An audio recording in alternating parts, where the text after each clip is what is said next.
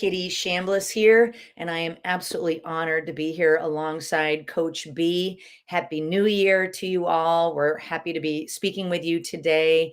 And if you are seeing this inside of our community, thank you for being a part of our community, which is on Facebook. If you would like to become part of our community, and you are on Facebook, you can feel free to do a search for Loving Without Boundaries, Healthy Open Relationships, and Lifestyle Freedom. And also, you can find more resources on my website, Loving Without Boundaries. There's our podcast. My book is there, Jealousy Survival Guide, and so many other resources to support you on your journey. So with that, we have a really important topic today, from reactivity to grounded response. And I'm going to go ahead and give the mic over to B to have you get started. Thanks, Giri. Happy Tuesday, everyone. I want to start out with a quote that I really like, and it's so appropriate to this particular topic: small hinges swing big doors. And I would definitely say that our ability to practice the pause and go back to a grounded state before we decide, before we take action in our relationships, is one of the top 5 skills to achieving CNM, consensual non-monogamous relationship success. And why, like, often we feel like, oh, but I just want to let some steam off and I just want to communicate what's on my mind and express my needs. But sometimes we don't see what type of impact this might have on our relationship. So I have another quote which I recently heard from Chris Voss, who wrote the book Never Split the Difference. I believe I said it right. If you give a speech while angry, it may be the greatest speech you ever regret. And that beautifully applies to our relationships as well. So if we come from a place of reactivity, and then the consequences, the results, the outcome might not be supportive of our relationship. So there's something very special about making decisions and actions from disempowering places such as frustration, shame, guilt, obligation, or anger that tend to snowball into more disempowering decisions and actions. So that's really important to pay attention to that, like how we show up in our relationships, because what practicing the pause and becoming grounded does is helps us stay connected with that person, helps us ground ourselves in the present versus the hurts of the past or the worries of the future. It deepens intimacy and teamwork as well. So there are so many beautiful things that it helps our relationships. Thank you for starting us off, B. And it really is a beautiful topic, very timely. Just for example, I talk to different folks every single day in our community. And so I just wanted to highlight that. I literally was speaking to somebody this morning where this was the exact thing that they were struggling with. They realized that they would have really big, intense reactions that were coming from jealousy, from anxiety. And when those reactions kind of took over their body, right? Because we can kind of feel those sensations in our body. They would react and overreact sometimes based on what was actually going on, say things they regretted, and potentially interrupt or damage the connections with their loved ones. And this person also was worried about how that could potentially also impact their children as well. So it's just it can really ripple out into so many different things, including when you're building an untraditional family that may have multiple adults living under one roof. And then the children are involved as well, because when they see mom and dad fighting, or any couple of adults that are in that household fighting, that can be very anxiety producing for the children as well. So what is so important to know is that there are ways to navigate through this, but we'll get to those towards the end of our share. But I'd love to give the mic back over to you, B. Thank you so much, Kiran. It's really important that you touched on the ripple effect as well, because sometimes in the heat of those really big emotions, we really don't notice what is really happening, and we can't tell beforehand like how this will impact my whole network, including my friends, my colleagues, my all sorts of relationships. And I want to give you all something that might help I'm personally finding this really helpful is turn it around a little bit from a place of curiosity. Just simply experiment with that. If someone expresses themselves to you from a place of anger or frustration or guilt or shame or obligation, do you feel safe with them? Do you feel that, oh, I so much want to help this person, I so much want to collaborate, I feel so excited? Or maybe you notice that you start to shrink and you start to have your own fears. So it's really important to note like how we show up in our relationship, like what are the words that we use, what is the body language, what is our tone of voice, because it can unfortunately have those ripple effects, and sometimes the damages and the ruptures can be really difficult to undone. Yeah, thank you for that. That's really beautiful.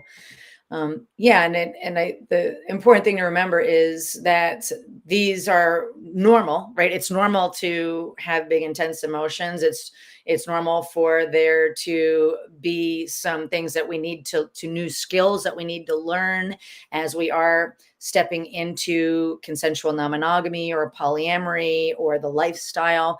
And so we just want to normalize that those experiences are a natural part of any relationship. But when you add more people, you add more complications and more ways that we can unintentionally step on each other's toes. And also, when we're practicing consensual non-monogamy, it can also be shining a spotlight on areas where we need to grow as an individual. You know, we might need to grow our skill sets, such as emotion management or healthy communication, all those different types of skills that we help people work on. Or it may illustrate where there's some cracks maybe in your connections with your loved ones, or some repair. Maybe there's repair that needs to happen from things that have happened in the past, like B mentioned, like past hurts. It can shine a spotlight on those areas that we need to work on. And there's no shame in that. You know, it's really important to recognize that these are tricky situations. You know, ruptures can happen. We can start to notice some feelings that if they are left unattended, it can cause damage in our connections, whether like resentment is an example of one, because resentment can create walls in between people. And when it goes unattended, it can start to erode away and damage that connection that you have with your loved ones. And it can sometimes completely take the bottom out. And it breaks my heart because we don't have to have that happen. And it also can reduce our confidence in ourselves when we don't have those type of skills. So, and increase insecurity. So there's lots of things that can happen, but the good news is there are ways to move beyond that. And I'll go ahead and give the mic back over to you, B. Yeah, thank you, Kiri. And I want to go back to something, like really anchor something that you mentioned here, which is such a gold. And it's a practical gold mine. And I know because I see others practice it, and I practice it in my own life. And I learned it through working with you, coming from like a really, really completely overwhelmed place years ago, like that was a completely different me. So I very much know how is it when emotional responses like take over to the level that I feel like I'm drowning, I feel like I'm completely lost and powerless. And what our responses help us so much is, as you said, pinpoint to something that I might need to hear from the past, something that might need to get expressed in the relationship, maybe brought back to balance. So one of the biggest gifts that we can take from our emotions is just to see them as messengers, like what needs try to get expressed themselves. And that in itself, just going into curiosity and, oh, I'm wondering what's underneath this, like doing that analysis from a place of curiosity, it can help so much. And we keep saying here that transformation happens in the specifics, not the general. So once we're able to get down to the root of anxiety, like what are the beliefs, what are the thought processes, what are the behaviors, what are the habits that I'm practicing that keep creating that particular experience, is so amazing, because we pinpoint the root and then we can solve it and create something different. And I know and I see it day in and day out, and I'm living it. So I really appreciate it, that you highlighted the important message underneath the emotions, because that is life-changing. Thank you for that, B. Yeah, and again, we want to make sure that we also give you some ideas of how to navigate through this. So know that you absolutely can learn how to build your emotion management skills. You can learn to change reactivity into thoughtful responses. These are all learnable skills. Just like you can take your body to the gym and work out, you can also condition new skills and build your emotional intelligence muscle. So that's number one. Another skill is you can learn to create a pause. Like we have different skills that we talk about in our coaching, but part of it is being able to stop and observe what's going on, and in that space creating that pause before you react without thinking, and then you can be a little bit more thoughtful and strategic about how you are going to move forward. And another is to reconnect with what are your goals in your relationships? Who do you want to be? How do you want to show up? How are you going to call forth the best version of you here? That's really, really important. And all of these can help you to move from feeling disempowered or like a victim, even a victim of your own emotional state, into more of a place of empowerment, showing up as that best version of you. So with that, I'll give the I'll say before I give the mic back over to B, that if any of this is resonating with you and you want to consider working with a coach, that is absolutely something that you can do. And you can start by booking a free breakthrough session with me. That's just simply a conversation where I'll get to know you and your particular situation, see where you are on your journey through consensual non-monogamy or coloring outside of the lines of heteronormative monogamy, and see if we may be a fit to work together. We'll just simply have an honest conversation. And if we are a fit to work together, we can talk about what that looks like. If the timing isn't quite right, or there's another reason that shows me that we are not a fit, then you have my word that I will let you know that, and I will do my best to steer you in the best direction for you in a way that works for you as well. So with that being said, that link is lovingwithoutboundaries.com/apply. And that just simply takes you into my calendar. Just pick a time slot that works for you, and we'll jump on that call and just have a conversation. And with that, I'd love to give the mic back over to you, B. I brought self-reflective questions again, since transformation happens in the specifics. So question number one, think about the times from a place of curiosity. So we're dropping the shame, we're dropping the guilt, we're dropping the self-criticism here, just simply identifying like something that happened, like factually, like think about those times when you acted or decided from a place of reactivity, how you define reactivity in relationships, and what was the outcome, the result, or the consequence of that. Question number two, if you think back, maybe that one or two occasion that is really close to your heart. Again, not from a place of judgment or criticism, but simply identifying something where you really want to grow, that's really close to your heart. Like if you could do anything differently or a few things differently in that particular situation, what would that be? And why this is a gem when you pinpoint that, like, what is it that I would want to do differently? Because our desires are our seeds of potential. So it's already inside of you that you desire to close that gap, you desire to grow, you desire to show up really differently. And you're also taking the learning from the past experiences. So just knowing that, oh, I really want to show up differently is so important. So, and with that, go into what needs to happen. What skill do I need to tap on? What support do I need to tap in to create that type of change, to close that type of gap, to build that type of skill?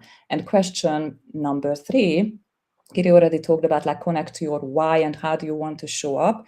What do you believe is the best state, the most empowered, most aligned state with who you are, how you want to show up in your consensual non-monogamous relationships? What is it for you? Is it grace? Is it empathy? Is it compassion? Is it love? What is it for you? Because if you go through the bumps, if it's getting like really difficult for you, if you notice those overwhelming emotions, anchoring yourself like in that particular emotional state can be a really game changer and life changer. So to me, it's love. I get to the pause and I reconnect with love. And that's my commitment to myself, that this is how I'm gonna show up. And I don't speak, don't do anything unless it's loving. I wait. If it need to be, I wait 2 days. If I need to be, I wait 2 weeks up until I get back to love. Or I just zip it. I So love that's that. the question number three. What is the best state, most aligned state where how you want to show up in your relationships for your loved ones and for yourself, of course, because you are really important. It is Oh. your best. I love so much just the heart, the soul, the sincerity, and the caring that you bring to your coaching bee and to this community. And I'm deeply, deeply honored. So thank you for those beautiful questions and bring up this lovely topic that I'm sure will resonate with so many people who are either watching live or watch the recording. So with that, we'll start to wind this up here and just say, we deeply care about your well-being. We are rooting for your success as you are living your best life in a world that can feel pretty chaotic right now. And we understand that. And we don't want you to feel alone. So know that we have our community online and there's resources on my website and that we are rooting for your success. And with that, thank you so much, Coach B, and thank you to our community. We will talk to you soon. Bye-bye. Okay. Bye.